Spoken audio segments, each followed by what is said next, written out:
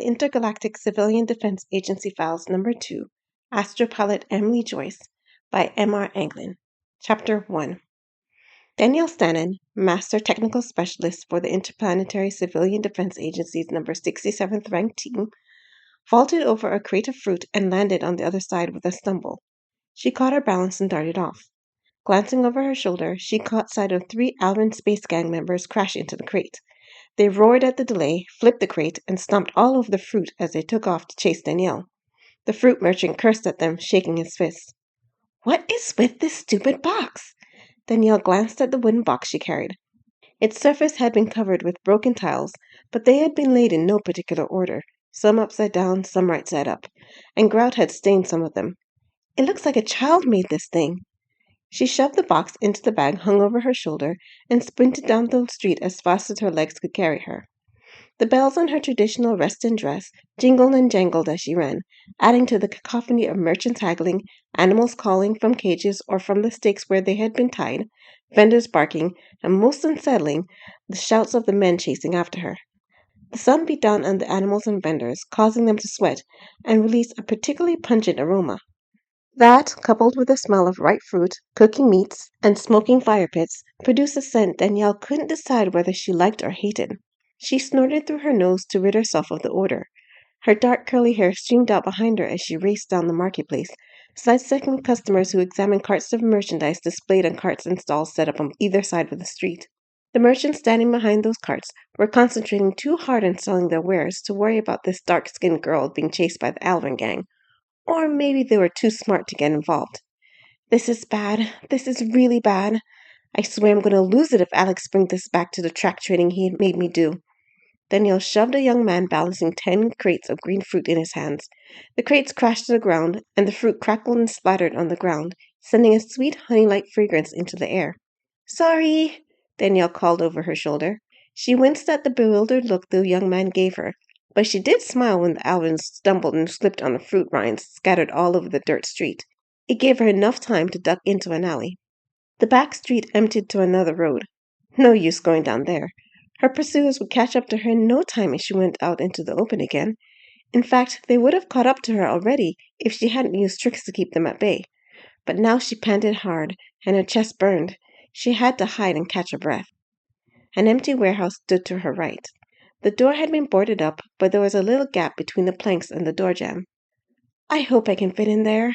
Danielle dropped to her knees and squeezed through the opening. "She ran down there," came a fierce, harsh voice. Danielle ducked to the floor. Dust flew up to her face, and she had to hold her breath to keep from sneezing. Scrambling to the wall, she pressed herself underneath a half-boarded window.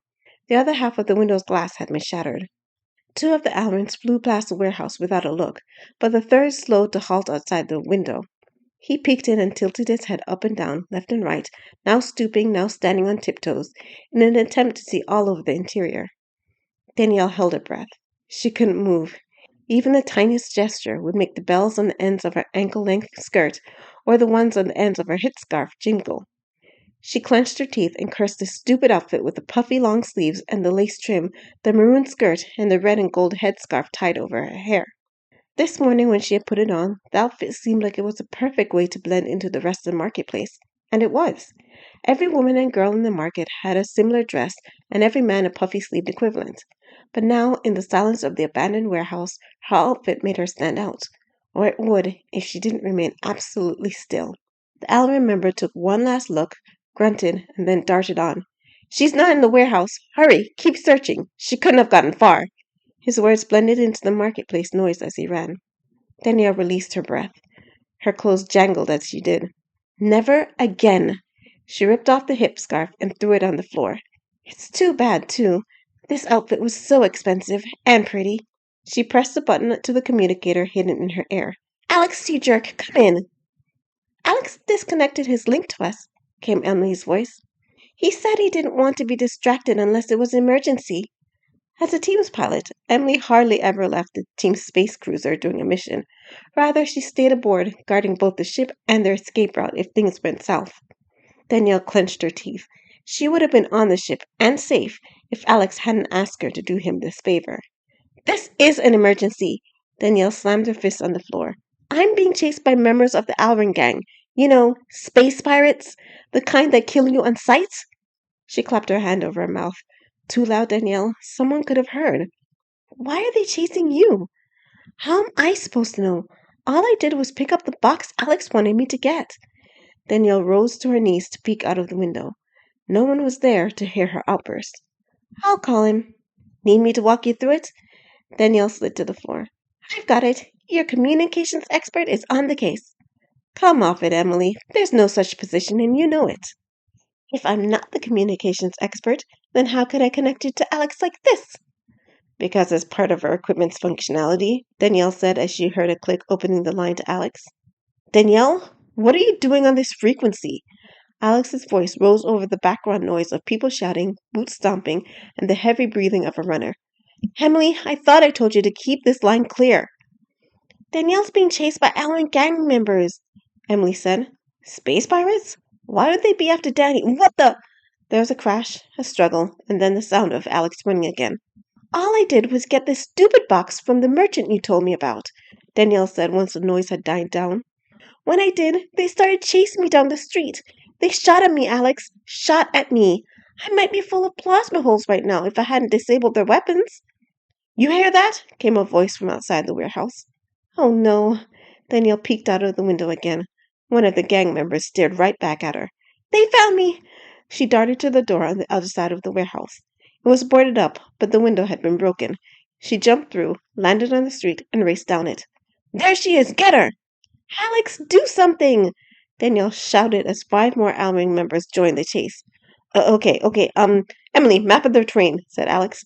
Got it, Emily said. Danielle blinked to prevent the hidden projector in her earpiece from overlaying a map over her vision.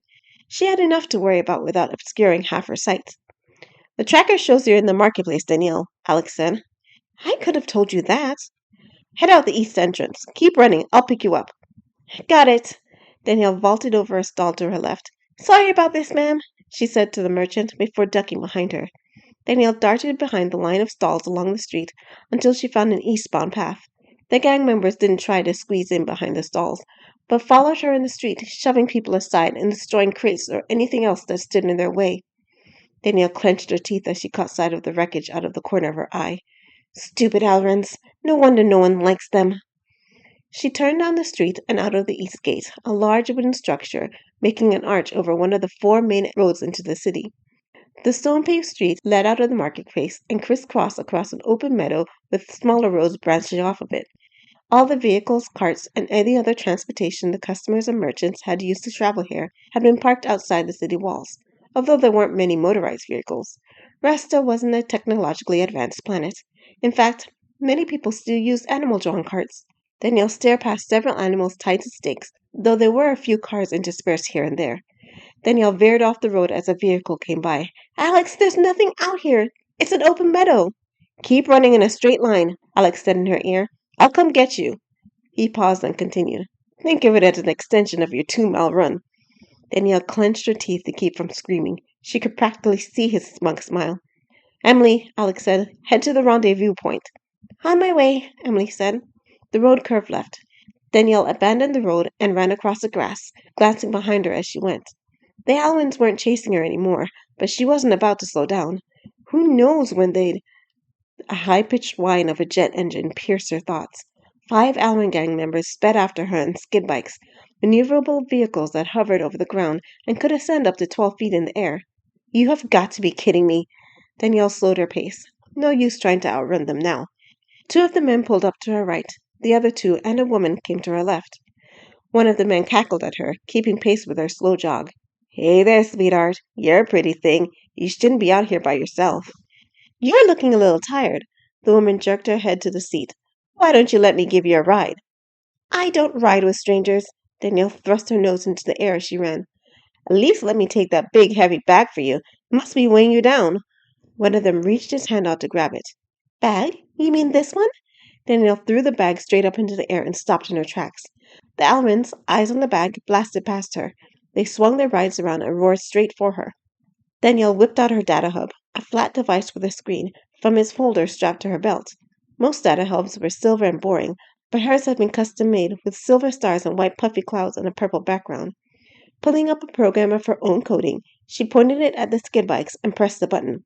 The bike's engine whined and warbled, and the bikes wobbled and toppled, throwing the pirates off into the grass at crippling speeds. Danielle scooped up her bag from where it fell, raced to one of the pirates, and kicked him in the face. She snatched his bike and rode off on it. She stuck her tongue out at him. "That's why you don't mess with a master technical specialist. Thanks for the ride." "Whoa, Danny, what's going on?" Alex said in her ear. "According to the tracker, you're booking." "Borrowed a ride." Danielle revved the engine. "Where are you?"